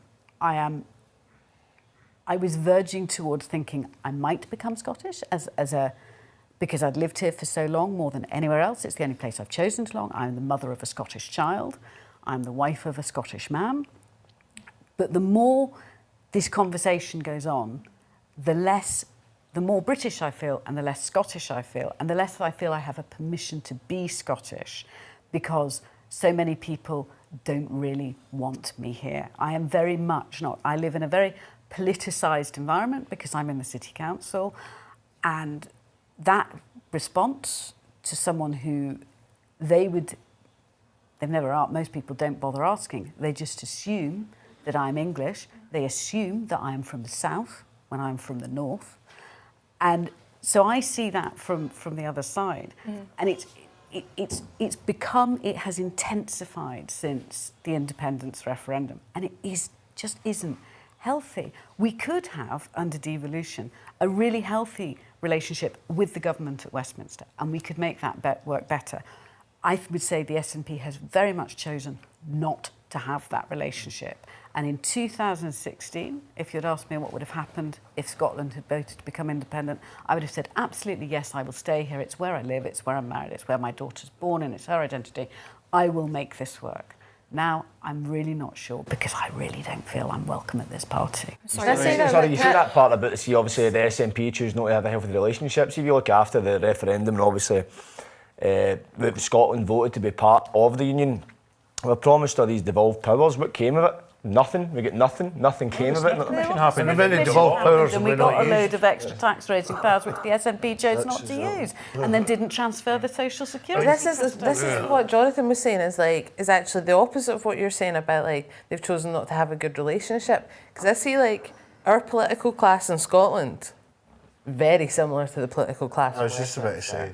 Let's be clear about. These are people who have, like, very similar class-based interests. I still think they play that relationship off, where you could have you've got the same with these big devolved regions which have fewer powers than Scotland, but have made it work because they have they have worked that relationship. So Scotland could have, the government in Scotland, which happens to have been the SNP, has chosen to build a relationship of tension rather than say, how do I make this country the most successful, the most prosperous? How do I really grow the economy so there is more tax so I can do even more of whatever they want to do? And if they'd done that, more people would be coming on the independence journey with them. I do think there is quite a useful political relationship from the point of view of the Tories and the SNP in terms of how they relate to each other, right? Yeah, so it is, right? I mean, Ian Blackford, right, stands up, you know, makes his point, the same thing he does every single time. It's theatre, etc., etc. And the Tories can play off the SNP and the Tories, right? They actually they feed off each other in quite a useful way, I suppose, for each organisation. It's great for Nicola to stand up at the party conference, as she will do, and instead of talking about why there's not a national energy company, say, look at the state of the Tories. And everyone's like that. Actually, do you know what? They're an absolute state, right? And it paralyses politics in Scotland and I think across the UK exactly as what well. the trade union movement does in Scotland. All of these Labour supporting trade unionists, they stand up and they go, look at the state, look, oh, it's all the Tories' fault, but they don't hold their own party, which is usually Labour, account. Well, they'd had a good effort, we'd have to say. They did put up a fight in terms of Corbyn becoming the leader and that sort of thing. But I agree with lots of that point of view, though. But when we talk about democracy, let's just be clear about this. Democracy, yes, is partly about parliaments and so on, right? But for me, it's also about who owns the economy, who owns the resources, and whose interests are they being used and utilised. The democracy paper, which was the second of the white papers that Nicola Sturgeon announced, again was writing about that recently. I could not believe that after 8 years, that's what was come up with. Because it did one thing.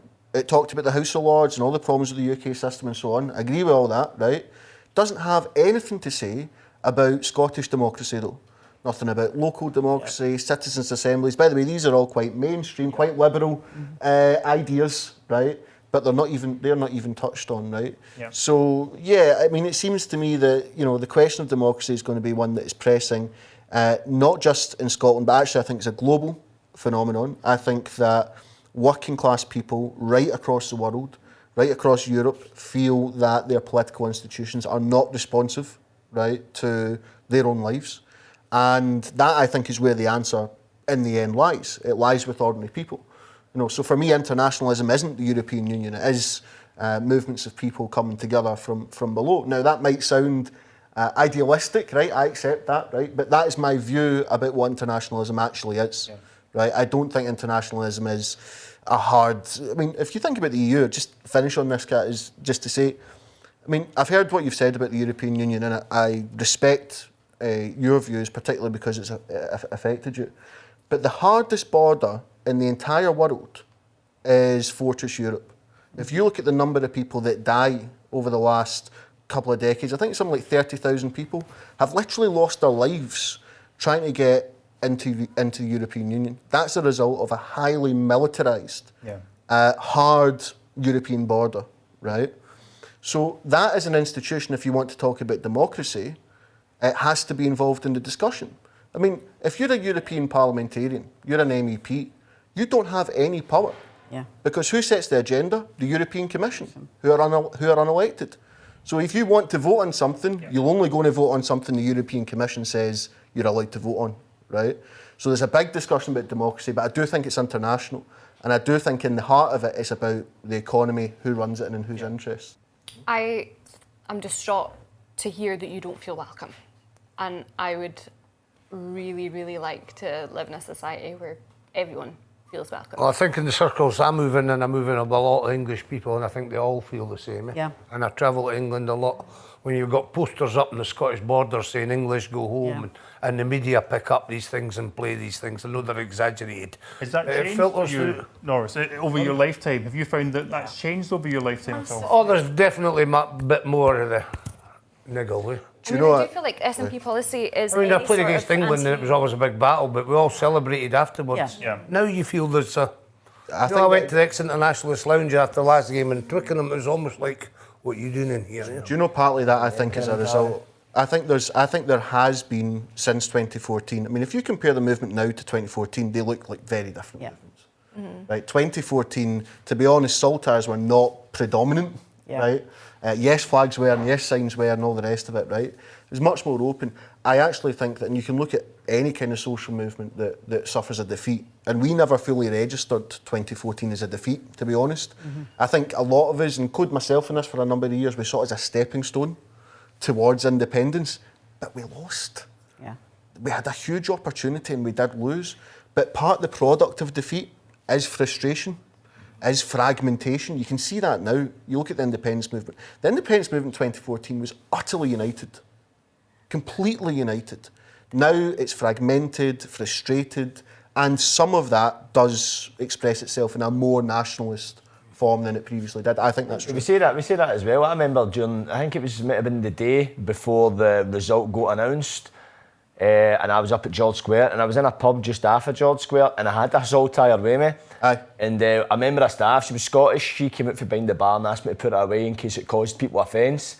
So it's not just like Scottish against English, it is Scottish against Scottish. Maybe not against, a strong word, but it does happen on both sides, and it is a lot intermingling as well. I believe it is SNP policy that any sort of anti-English sentiment is dealt with and is absolutely zero tolerance. But, you know, they can't police what's happened in a bar or whatever. But, like, for me, I feel it's completely inappropriate, and I would like to live in a Scotland where everyone is welcome. New Scots, that term, I was once told I was racist for using the term New Scots, but that term has been coined as in welcoming our migrants and our refugees.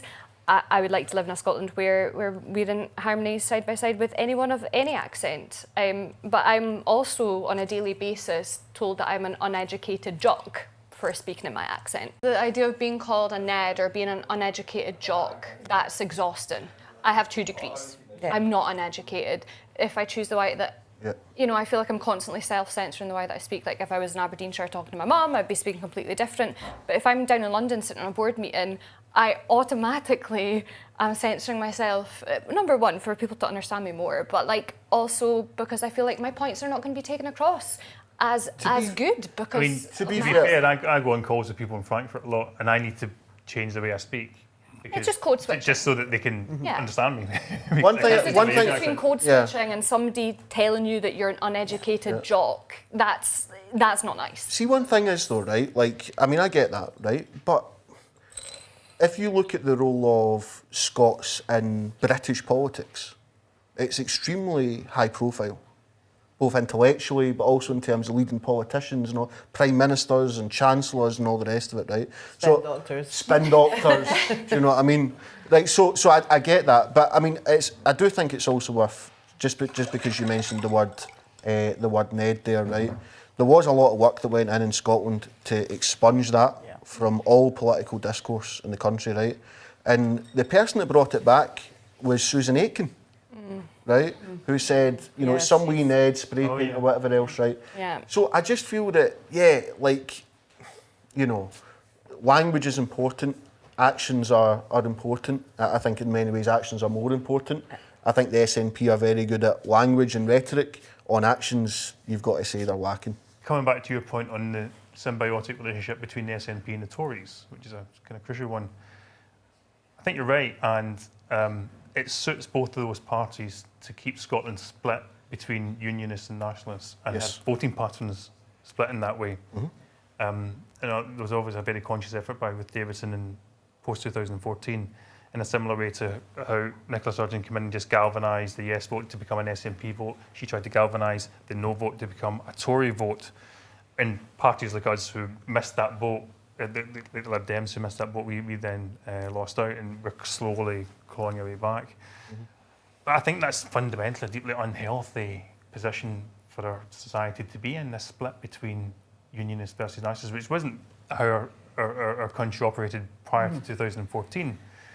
But it is, that's what's happening. Like we see in Aberdeenshire West, Fergus Much's vote grew, you know, hugely, and then the Lib Dem vote was down. You've got Tory councillors in North Lanarkshire now.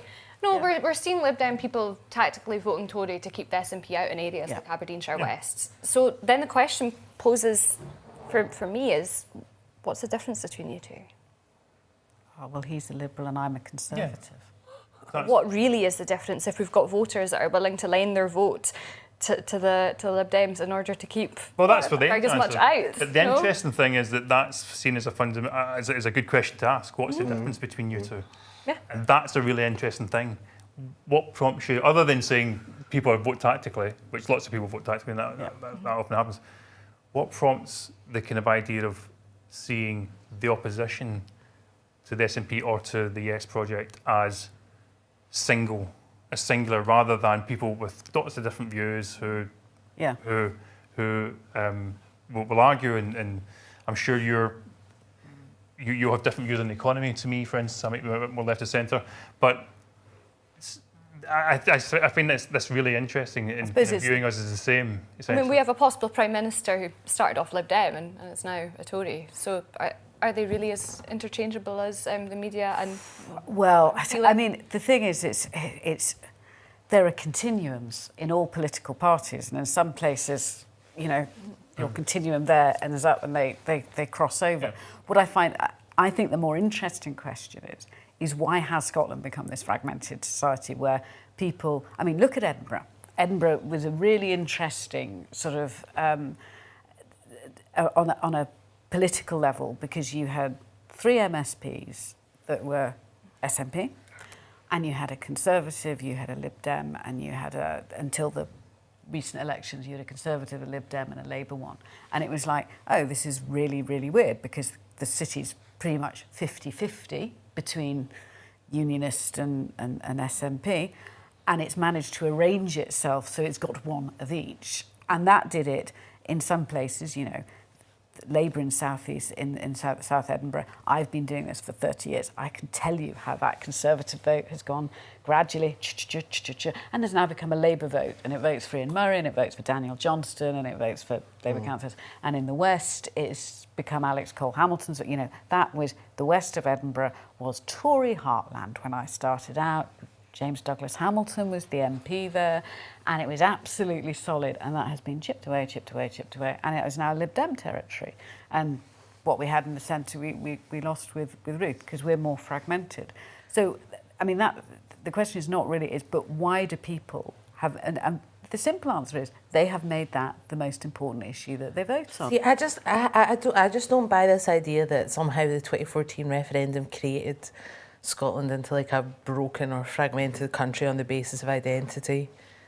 Like, Scotland is a very, very divided nation, right? And that probably puts me in a different place from, groups of people who are pro-independence, who think that Scotland's one big happy family. Clearly it's not. Like, the rates of inequality, the rates of poverty, the fact that there's record numbers of millionaires, that you have foreign billionaires buying up our land and our resources.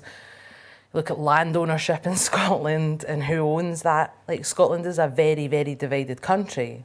And I think that the point, maybe I'm putting words in your mouth, Iona, is that it's the Conservative Party, the Labour Party and the Lib Dems, when they've been in coalition, like particularly in 2010, 2011, during that period, who are partly responsible, because your parties held the key economic levers for creating economic inequality. For those inequalities.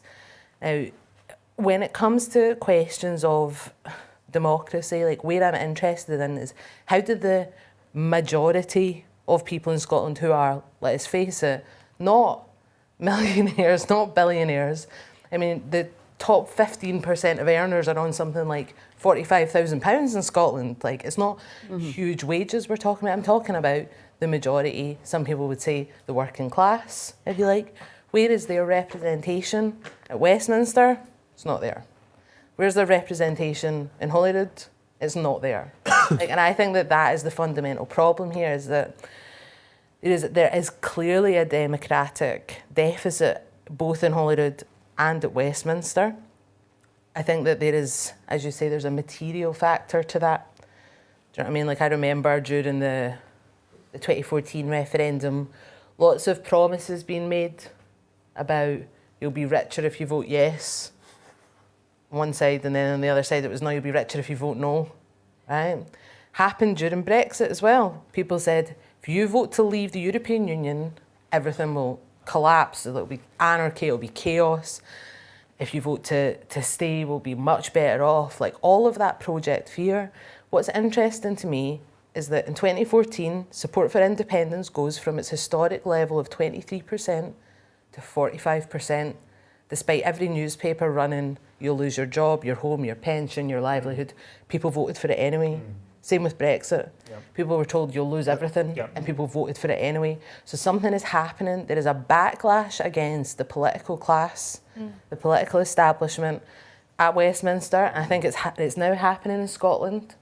And for me, like, just to put my cards on the table, part of independence is about, first of all, breaking away from a British state which is unreformable. Because, let's be honest, there's parts of the British state you can't vote away, right? You're not, the House of Lords isn't going to go away, right? Your party's tried an AV referendum, nobody cared, right? It wasn't the poll for class politics that it used to be. No, let me finish my point. The corporate lobby, like the parts of the international lobby for, you know, certain nations' positions, the arms industry, all of those parts that surround Westminster, you can't vote that away even if you've got Jeremy Corbyn in charge, right? In Scotland, how do you get rid of Charlotte Street Partners' influence from our parliament? Do you know what I mean? Like, we know that there is a very, very close relationship between the Scottish Government and a key strategic lobbyist. They make the policy. Charlotte Street Partners write the policy.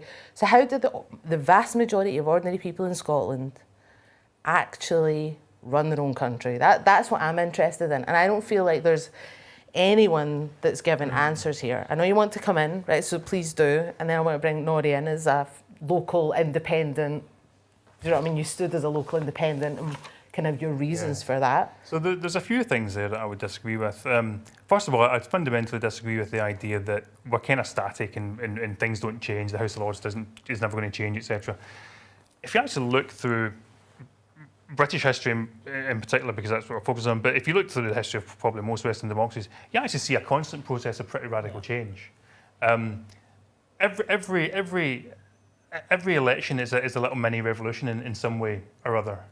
And it's not the kind of radical change that you might think about, where it's people out in the streets and barricades and all that, and then everything collapses, and then we'll build it back up again. No, I just want rid of the Queen.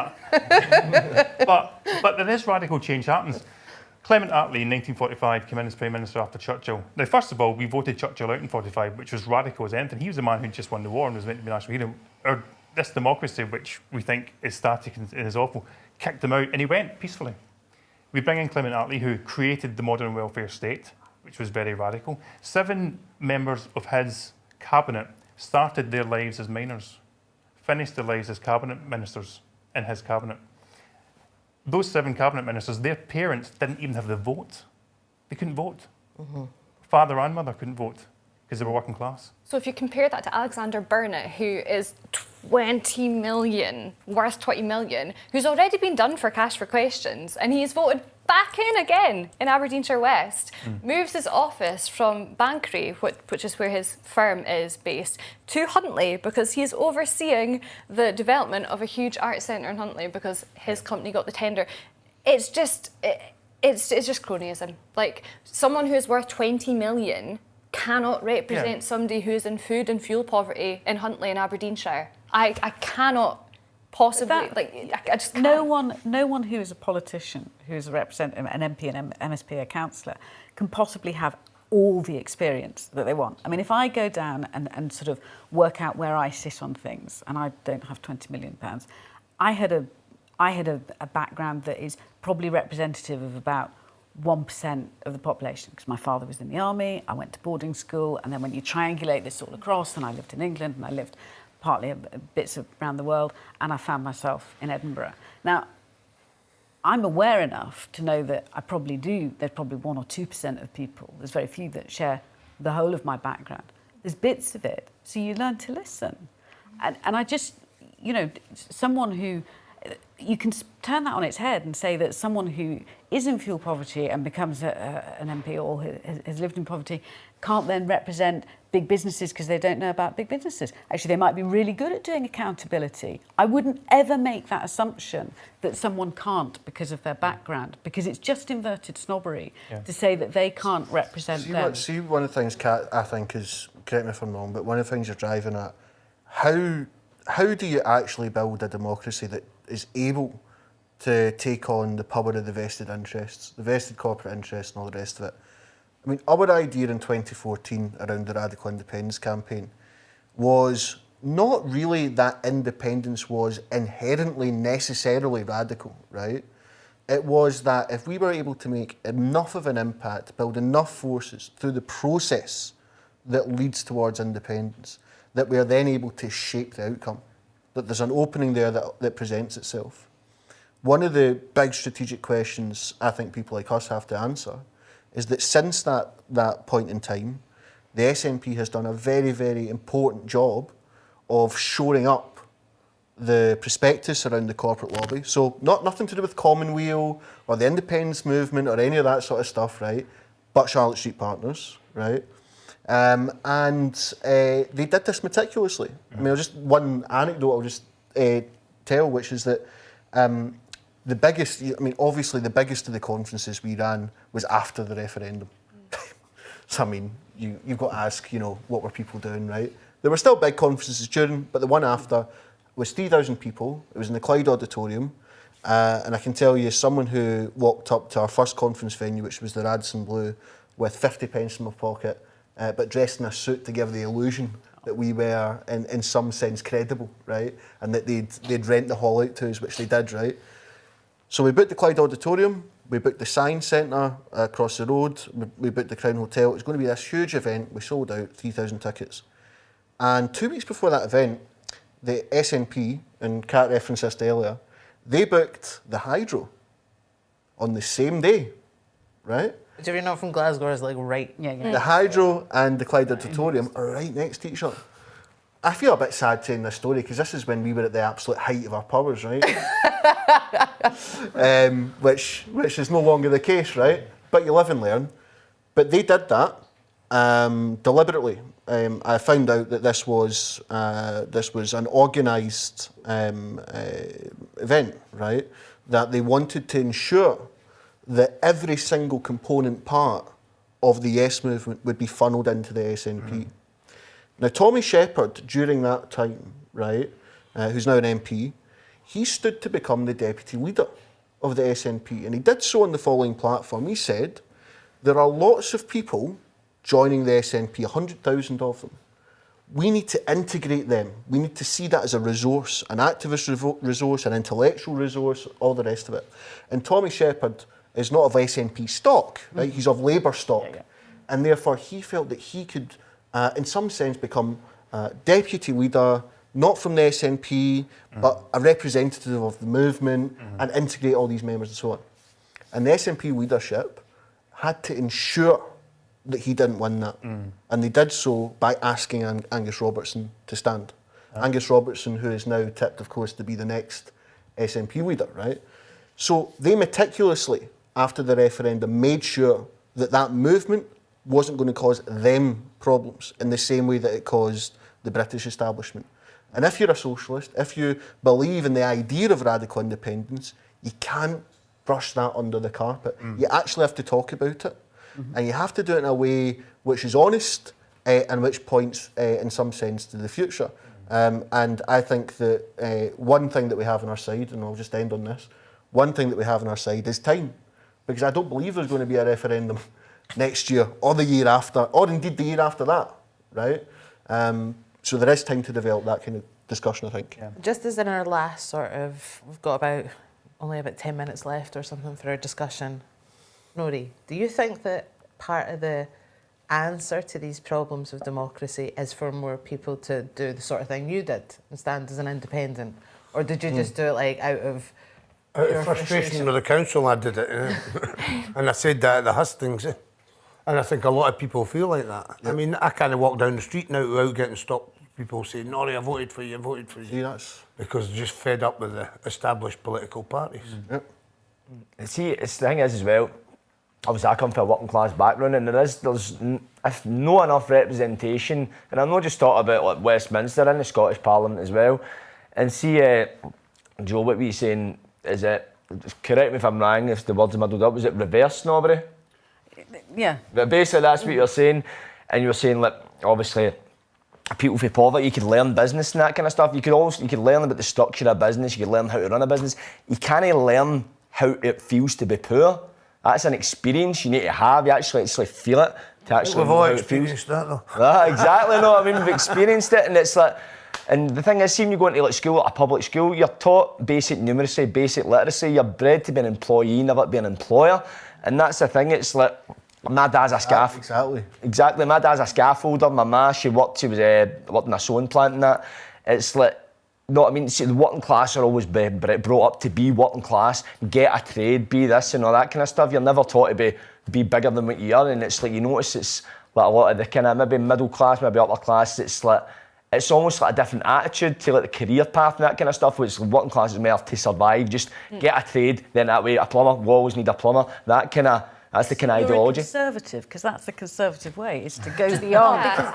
Partly that... What you're talking about The aspiration. is like, but what you have is members of society who have enough money and wealth where they can buy their children an education in a private school that gets them elite connections in a job world. Yeah, that's it. It's not what you know, it's who you know. Just to clarify, Exactly, it's who you Definitely. know. And the vast majority of jobs that people get at that level is all through personal connections, family connections, inherited connections, or the buying of education. Do you know That's how people like Boris Johnson become Prime Minister, know what I mean? He didn't get in that role at his merit, know what I mean? It's who and you, innit, man? I mean, just to clarify, I wasn't meaning to be reverse snobbery. What I'm saying is, in this particular case, Alexander Burnett was born into wealth and has a track record of being, in my opinion, an abysmal MSP who has not represented the constituency well and who has actually been done for cash for questions in the interest of his own construction firm. So yeah, in this particular incident, I don't believe that someone who's worth 20 million represents me,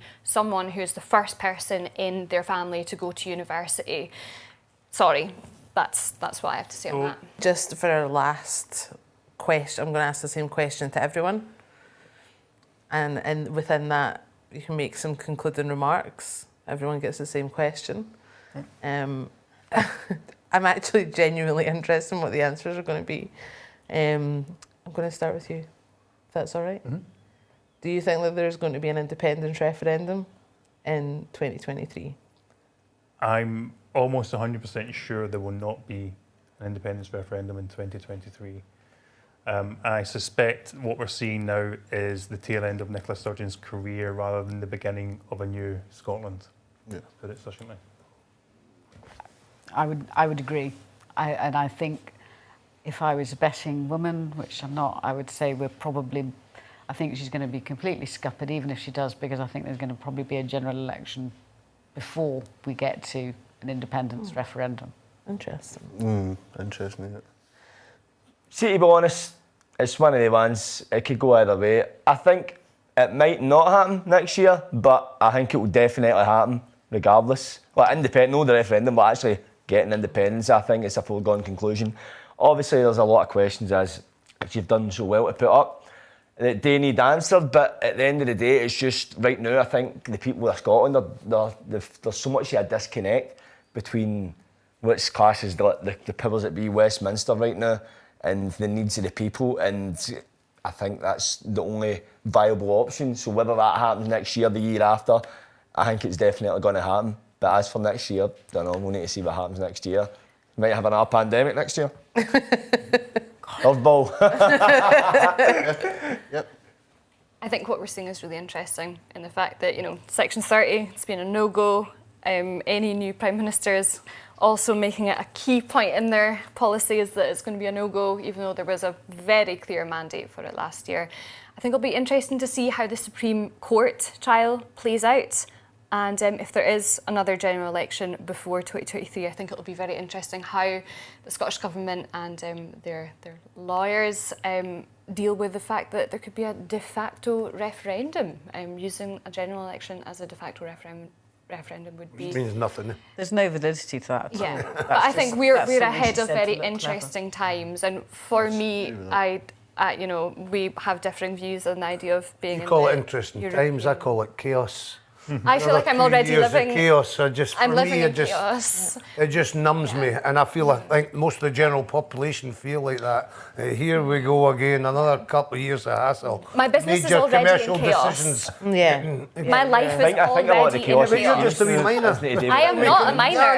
I have been in this industry for 6 years. I employ 15 people, which is not a lot. You employ more people than I do, right? But I work all over the world. Every gig I do is a microeconomy. People come to see me play, they take the car, they take the train, they go for a meal, they have a drink after, they go to a hotel. I am a microeconomy. You know, people that probably come to see my Fringe show this month, they'll probably be at one of your establishments, actually. My business is a microeconomy, and it should be treated and respected as such. Musicians are not expungible things that could just be moved away. Nobody's trying to expunge My them. life is in chaos. Yeah. I can't see an out. I can't see an out. I went from being an international performer to being in my house for 2 years to trying to be an international performer again. And it's impossible in Europe. Now I'm looking to America. Yeah. That is, whoa, didn't expect that to happen. Yeah. I know, and I agree with you, and I agree with what you're arguing about, and freedom of movement for musicians around Europe and things. But the Rolling Stones managed it yesterday, didn't they? The Rolling Stones have labels and management, and they're not American. No, I agree artists. with you. I agree that it's something that needed to be sorted out in Brexit and wasn't sorted out and needs looked at.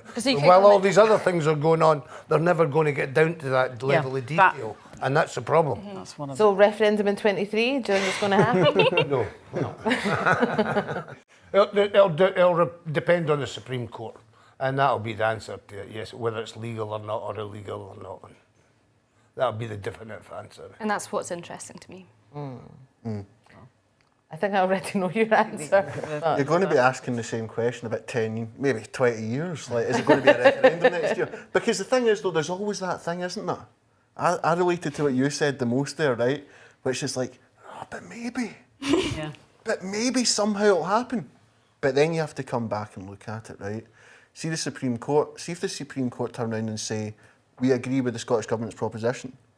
That proposition is not for a legally binding referendum. Strangely, they're not actually testing self-determination within the Supreme Court. All they're saying is, can we have what is effectively a poll of the population? Even if it goes to the Supreme Court advantageously to the Scottish Government, might apply more pressure to the UK Government, they still don't have to agree to it and consent to it. So there's not going to be a referendum next year. This is really about two things. One, it's about the SNP gearing up for a general election. A general election in which something could change, which is, it's possible Labour win or create enough space in the Parliament with other parties, possibly the Lib Dems, to remove the Tories from power. If you think about that, that's a big change for us in Scotland, right? We've been building an independence movement against a Tory government. But what happens? Yeah. I mean, it's always been this case, because obviously we've said, you know, Labour, Conservative and SNP, the tension suits them both to an extent. So, what happens when the SNP wins big in Scotland and still doesn't, Scotland still doesn't have the parliament it voted for, because it's still voted for lots of SNP people, but the Tories are out in Westminster? Well, we'll have to see how that plays out. But what I'm saying is I think the SNP's position just now is really about a general election rather than about an actual referendum.